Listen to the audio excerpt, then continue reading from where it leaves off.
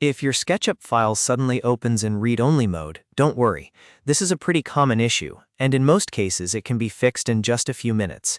In this video, I'm going to walk you through the most effective ways to solve the SketchUp read-only error, including checking for multiple instances, using the Save As workaround, removing lock files, moving the file off network or cloud drives, and trying a simple reopen fix.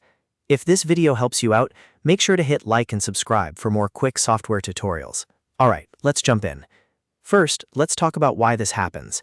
SketchUp's read-only error usually appears when the file is being held open by something else in the background.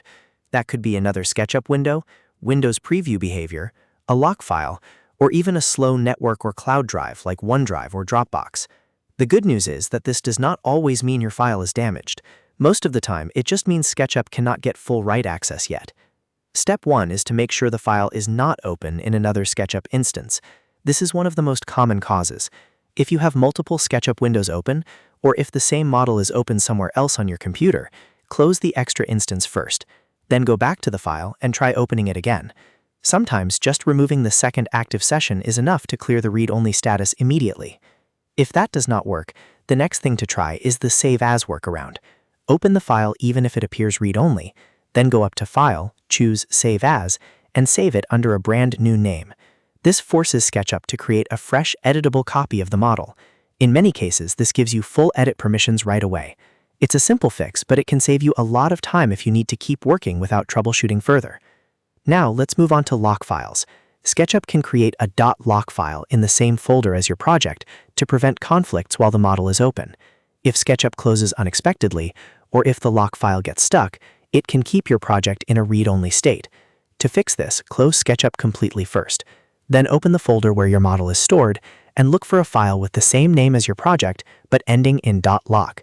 Delete that lock file, then reopen your SketchUp model. In many cases, that clears the error and restores normal editing access. Another major cause is where the file is stored. If your model is saved on a network drive, shared server, or cloud-synced folder like Dropbox or OneDrive, file handling can be slower than normal.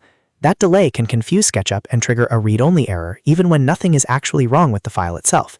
A very effective solution is to move the file to a local folder, such as your desktop or documents folder on your own computer, and then open it from there. Working locally usually avoids the sync delays and permission conflicts that cause these issues. If you are still seeing the problem, try a quick close and reopen. Sometimes the file handler or thumbnail generator in Windows needs a moment to finish processing the file. Close SketchUp, wait a few seconds, and then reopen the model. This sounds almost too easy, but in some cases it completely clears the read-only state. If you are opening the file immediately after another process was touching it, this pause can make all the difference. Also, if you use Windows File Explorer, it can help to avoid interacting with the preview pane while the model is loading. In some setups, the preview pane can briefly lock the file and cause SketchUp to think it is read-only. If you suspect that is happening, disable the preview pane temporarily and try again. That small change can stop Windows from holding the file open in the background. So to recap, if SketchUp says your file is read-only, check for another instance first. Try Save As to create a new editable copy. Remove any .lock file, move the project off cloud or network storage, and give the file a quick close and reopen cycle. One of those fixes usually solves the problem. If this tutorial helped, please give it a like and subscribe to the channel for more SketchUp tips, software fixes, and quick how-to guides. Thanks for watching, and I'll see you in the next video.